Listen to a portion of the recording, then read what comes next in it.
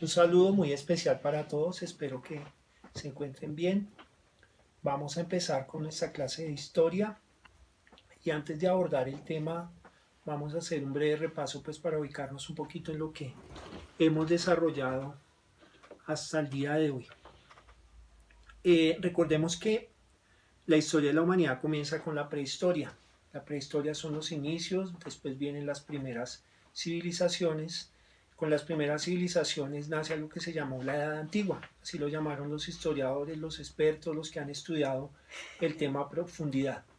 Dentro de esos pueblos de la Edad Antigua están los romanos, los griegos, está la civilización de Mesopotamia, Egipto, India, China. Eh, Gracias a esas culturas, pues es que ellos dieron las bases de lo que hoy conocemos como lo que hoy en día es la humanidad, lo que hoy en día es la conformación del orden económico, político, social, bueno, etcétera, etcétera.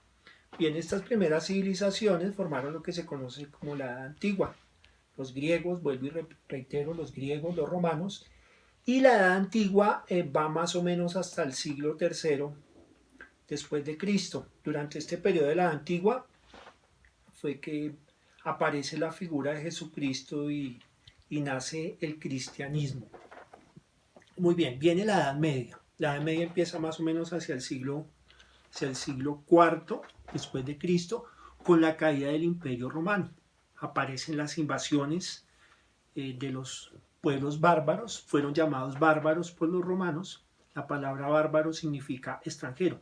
Muchos de estos pueblos irrumpieron en Europa de forma violenta, saquearon, destruyeron todo lo que durante varios siglos había construido el Imperio Romano, pero asimismo también adoptaron muchos aspectos de su cultura. Aquí vemos un mapa de Europa y vemos cómo algunos grupos bárbaros se fueron consolidando a lo largo de todo el territorio. Tenemos los ostrogodos, los visigodos, los francos, los anglos, los sajones. ¿Por qué es importante el estudio de los pueblos bárbaros?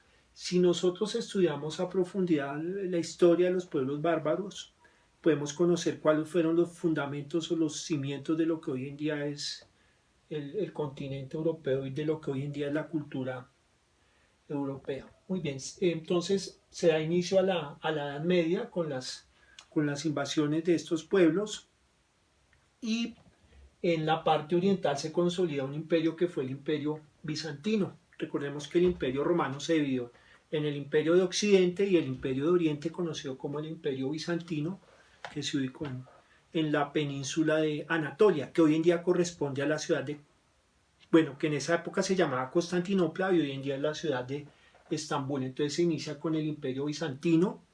Eh, una de las figuras más representativas del imperio bizantino fue su emperador Justiniano. Muy bien. Algo muy importante de este periodo de la Edad Media fue la consolidación del cristianismo. El cristianismo representaba la figura de la religión católica y influyeron de una manera bastante fuerte en las costumbres de la cultura europea durante ese periodo. El cristianismo se expandió por toda la región de Europa y la idea era que ellos eran los únicos que tenían un contacto directo con Dios. Entonces fue lo que se denominó un pensamiento teocéntrico. Todo giraba en torno a Dios, pero era lo que la Iglesia Católica había establecido en la comunión que tenía con Dios.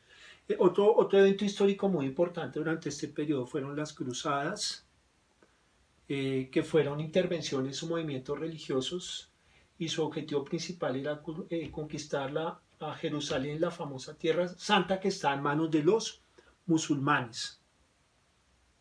Muy bien, aquí vemos la imagen de un soldado cruzado, que estamos haciendo como un repaso por todo lo que fue este periodo. La primera cruzada fue hacia el año 1095. En estos movimientos que se hacían a lo largo, digamos, de toda Europa, desde muchos puntos de Europa para llegar a Jerusalén, por lo general muchos de ellos iban a pie, otros iban en caballo, y dentro de estos grupos se destacan los caballeros templarios o llamados también hospitalarios. Estos soldados se les da el nombre de cruzados porque en sus uniformes llevaban una cruz. Aquí tenemos algunas figuras, digamos, representativas de este periodo, digamos, de este grupo de personas. Algo que caracterizó también la Edad Media, recordémoslo, fueron los monasterios o abadías, que eran lugares donde las diferentes comunidades religiosas que aparecieron durante este periodo se establecían para estudiar la Biblia, para estudiar a Dios, para orar, y fueron también centros de cultura. Allí en estos lugares, en los monasterios, surgieron las universidades, las que conocemos hoy en día. Allí surgieron las universidades más antiguas, la Universidad de Padua, por ejemplo, en Italia, la Universidad de Salamanca, que pues son de las universidades más antiguas que hay. Aquí vemos algunas imágenes de iglesias y monasterios. Los principales centros de peregrinación fueron Jerusalén, Roma, en Italia, Santiago de Compostela, en España. Y estos peregrinos favorecieron el desarrollo urbano y comercial. ¿Qué quiere decir? Como eran peregrinaciones de carácter religioso, tenían que desplazarse de una ciudad a otra. Esto también pues permitía que muchos de ellos pudieran intercambiar, vender sus productos y también de alguna manera influir en la cultura de esos pueblos o esas ciudades a donde ellos llegaban. Recordemos también que otro evento histórico muy importante durante este periodo fue el nacimiento del Islam, la religión musulmana, que hoy en día pues es una de las religiones que más adeptos o más creyentes tiene. Esta nace en la ciudad de la Meca, en Arabia Saudita, y su figura más representativa fue Mahoma. Entonces aquí tenemos que al frente de la iglesia estaba el Papa, que era el obispo de Roma. Entonces los obispos tenían su sede en una ciudad y estaban a cargo de una diócesis. Estas iglesias estaban en las aldeas. Otra figura imagen icónica, digamos, de la Edad Media fueron los castillos feudales que se construyeron en lo que hoy en día es Francia, Italia, España. Eran lugares que estaban administrados por un señor feudal y cada feudo tenía sus propias normas, acuñaba su propia moneda, y al servicio del señor feudal que vivía en un castillo estaban los vasallos. Estas construcciones hoy todavía están vigentes en los recorridos. Cuando uno mira, por ejemplo, el Tour de Francia, el Giro de Italia, la Vuelta a España, muchas de estas tomas aéreas son castillos que tienen más de 10, 15 siglos. Muy bien. Entonces tenemos que había muchos monasterios y abadías, bueno, lugares de oración. Aquí tenemos una imagen que corresponde a la abadía de Francia. Algo también importante era que era una sociedad poco letrada. Los pocos que sabían leer y escribir eran los nobles, la gente que tenía cierto poder económico. Y dentro de las abadías había un grupo que eran los copistas. Los copistas eran personas que se encargaban de traducir o de escribir todo lo que tenía que ver con la literatura de la época. La mayoría eran textos literatura, textos religiosos, y se copiaban a mano. Entonces cada abadía tenía un grupo de 30, 40, 50 personas que durante 8 o 10 horas estaban, como vemos aquí en la figura, sentados, escribían con una pluma y con tinta y copiaban los textos y se conocían con el nombre de copistas. Aquí tenemos la figura de un monasterio con sus partes. Lo pueden ustedes buscar por internet. Muy bien, una de las figuras más representativas de la época fue Carlomagno, Carlos el Grande. Fue uno de los grandes conquistadores de la Edad Media, uno de los grandes personajes de este periodo, que fue algo destacado de Carlomagno fue que se interesó mucho por difundir la cultura a todos los sectores sociales, no solamente las personas. Él decía, no solamente las personas ricas o las personas o los nobles o los reyes tienen que tener derecho o acceso a la cultura, a saber leer y escribir, sino también los campesinos, todas las capas o todos los sectores sociales. Era una persona muy religiosa y reitero, aportó muchísimo, no solamente fue el gran conquistador de la época, sino también aportó mucho a la cultura. Aquí vemos un texto que es, bueno, un olifonte era un cuerno que se utilizaba en esa época en tiempos de combate. Aquí tenemos el castillo medieval, que muchos de ustedes ya lo conocen y es una figura muy familiar para ustedes. Un evento, hablando de pronto de epidemias y de pestes, fue la famosa peste bubónica o la peste negra, que según las estadísticas mató más de 80 millones de personas en Europa, o sea, diezmó la población a más de un 50%. Era una peste letal, dice que se transmitía a través de las ratas. Bubónica porque la persona que se contagiaba aparecían en la piel unos bubones o se inflamaba la piel, unas ronchas grandísimas y mataba a la persona en cuestión de días. Muy bien, esto en cuanto a la Edad Media. Miremos después de la Edad Media, que es el periodo que estamos viendo, que empezamos a ver este año, tenemos la edad moderna. Aquí tenemos entonces tenemos la Edad Moderna. Una característica de la Edad Moderna, hay dos eventos que son bien importantes, qué pena. Hay dos eventos que son bien importantes. La Edad Moderna entonces se inicia finalizando más o menos alrededor del siglo XV. Ya no hay un pensamiento teocéntrico, acordémonos que el pensamiento teocéntrico era el que giraba en torno a lo que Dios decía, pero a lo que decía a través de los miembros de la iglesia católica. Entonces aparece una nueva forma de pensamiento, la ilustración, en donde la base principal era la razón. Decían los principales representantes de la ilustración, acordémonos de Voltaire, Montesquieu, Diderot, D'Alembert, todas estas personas que ayudaron a forjar este tipo de pensamiento, que la fe y la razón deberían separarse, que una cosa era creer en Dios y otra cosa era aplicar los principios de la fe a la ciencia. Ellos decían, es importante que la razón se enfoque hacia lo que es la ciencia y la fe, pues miremosla en un plano más religioso. Entonces aparece la llamada Edad Moderna, finalizando la Edad Media. Algunos historiadores dicen que empieza en el 1453 con la toma de Constantinopla por los turcos y otros dicen que empieza con el descubrimiento de América.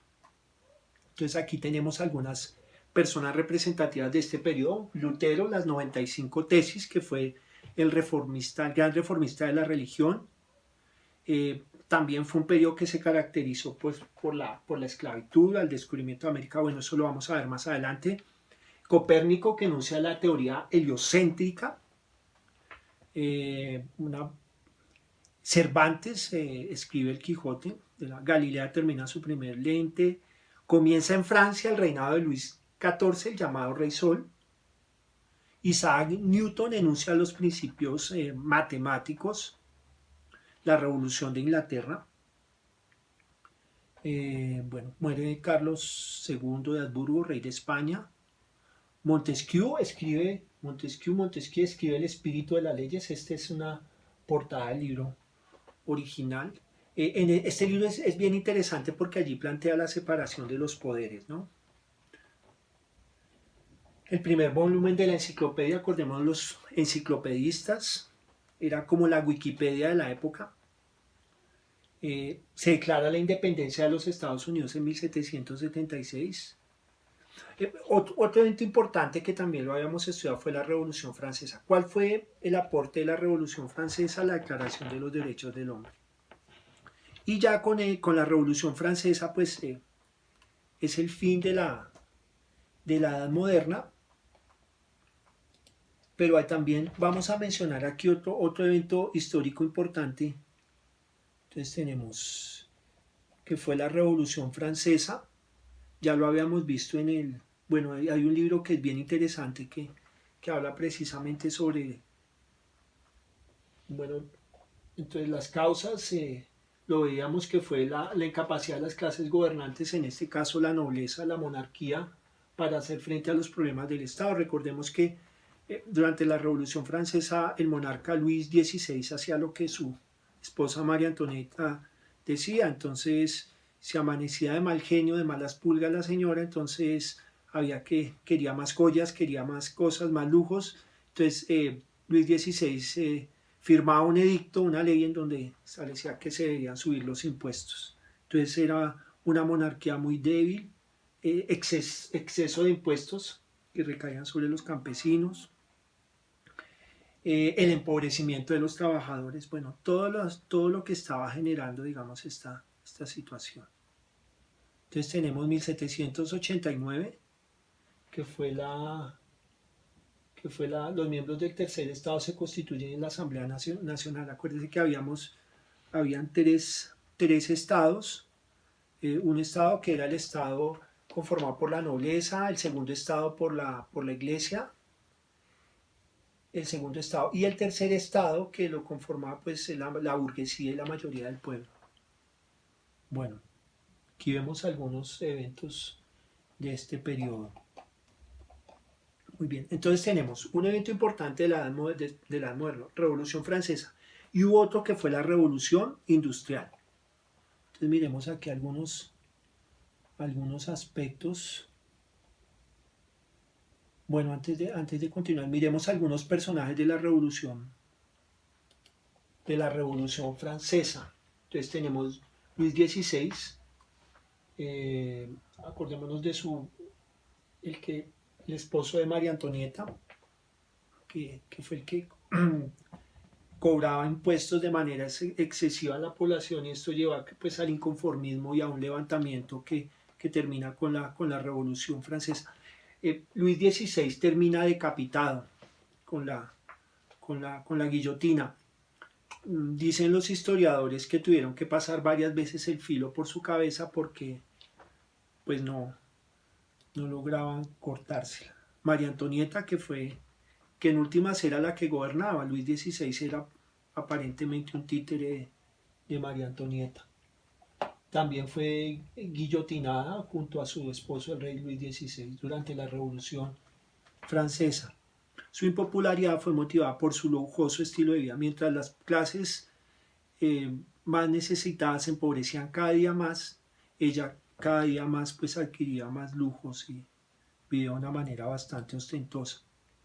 Bueno, aquí tenemos una reunión de los estados generales, ya lo habíamos dicho anteriormente, los tres estados, esto que también se acuerdan de ello, la famosa toma de la Bastilla, que decían que era una prisión en la época, pero el día de la revolución, el 14 de julio de 1789, la prisión de Bastilla de París fue asaltada por una multitud para quien este recinto representaba el absolutismo de la monarquía.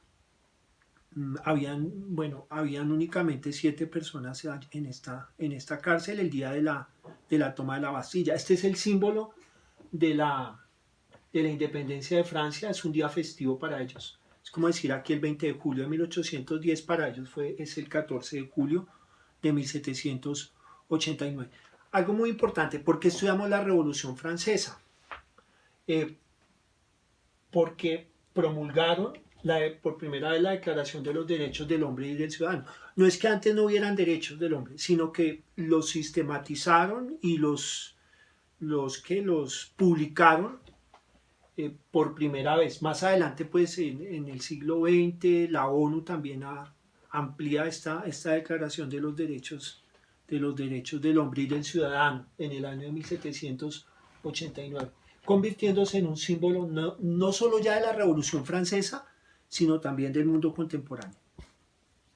Muy bien. Jean-Paul Marat, que fue también uno de los líderes más radicales de la Revolución Francesa, incitando por sus comentarios publicados en un periódico, L'Ami du Peuple, del pueblo, los revolucionarios ejecutaron a miles de miembros de la nobleza y el clero. Fue uno de los que lideró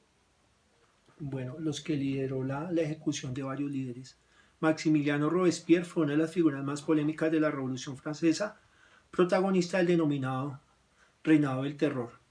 durante el que fueron guillotinados miles de ciudadanos. Finalmente él también fue ejecutado por la guillotina. Aquí vemos otro personaje también de la revolución.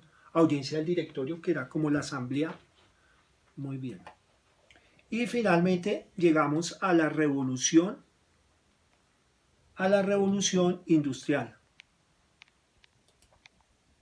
La revolución francesa. Ay, caramba, creo que no. Bueno, finalmente llegamos a la revolución industrial. Este es un breve resumen de lo que fue la revolución industrial, que hemos leído algunos apartes en el libro que lleva este nombre, precisamente la revolución industrial. Entonces comenzó a finales del siglo XVIII en Inglaterra. Fue el primer país que puso en práctica por primera vez el concepto de industria. Anteriormente no se hablaba de industria sino de talleres. Entonces ellos son los primeros que empiezan a hablar de industria, de fábrica, se empieza a hablar de trabajador, de obrero. Entonces se empieza a hablar de mercantilismo, empresa privada, bueno, etcétera, etcétera. Entonces aquí vemos que hay una primera fase que comienza en 1780 hasta 1840. Entonces se inventa la máquina de vapor por James Watt, la inventa un señor que se llama Newcomen y la perfecciona James Watt. Se inventó también el telar de vapor, que reemplazaba el trabajo de 40 personas y la producción era pues más rentable. Surgió un nuevo tipo de trabajador, el obrero. Antes no se hablaba del obrero, antes se hablaba de aprendiz. Entonces con la revolución industrial aparece, su mismo nombre lo indicaba, un cambio de tipo social, un cambio de tipo económico. Se emplea el carbón mineral para la fundición del hierro, con lo cual se construye, entre otras cosas, el primer puente metálico en 1779 y el primer barco en 1787. Entonces, clases sociales. Se pasa del taller se pasó a la fábrica. Con la fábrica desaparece la figura del trabajador y aparece la del obrero, quien pasó a depender de un patrón. Las fábricas en ese momento eran lugares oscuros, fríos. Muchos campesinos tuvieron que emigrar del campo a la ciudad buscando mejores condiciones laborales. Las condiciones laborales no eran las mejores. Habían bajos salarios, no había ningún tipo de prestación social. Los niños eran obligados a trabajar,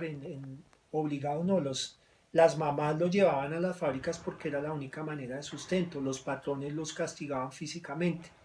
Si la mamá se quejaba, pues el patrón le decía, bueno, listo, yo le entrego a su hijo y ya que hay varios que están haciendo fila para entrar a trabajar. Las jornadas eran larguísimas, eran bastante extensas, de 16 a 18 horas.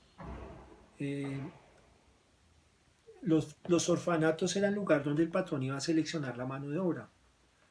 Surge un movimiento que se llama el movimiento obrero. Claro, vamos a reunirnos, vamos a agruparnos y vamos a mejorar nuestras condiciones. Hay un movimiento que se llama el ludismo.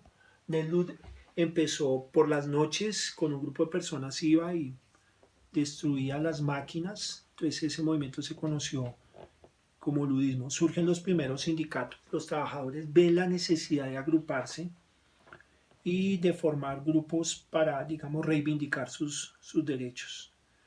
Entonces, una primera fase hasta 1840, después viene una segunda fase que se caracteriza pues por la revolución de los transportes, las comunicaciones, el ferrocarril. Viene lo que se conoce como el trabajo especializado. Hay nuevos descubrimientos e inventos, por ejemplo el telégrafo, la máquina de escribir. Esto ya después de 1840, estamos hablando mediados del siglo XIX. Después de que surge en Inglaterra, se da en Francia, se expande a Alemania, Estados Unidos. Hay un crecimiento de la población, crecieron las ciudades. Aparecen nuevas clases sociales, la burguesía industrial, los obreros, y surge un movimiento de tipo científico o político, ideológico, que se conoció como el socialismo. Los principales fundadores de este movimiento que dieron las bases ideológicas del socialismo fueron Robert Owen, Saint-Simon y Charles Fourier. Muy bien, este es como un breve resumen de los temas que hemos desarrollado hasta ahora. En la plataforma voy a dejar las indicaciones del trabajo. Que tengan un buen día. Muchas gracias.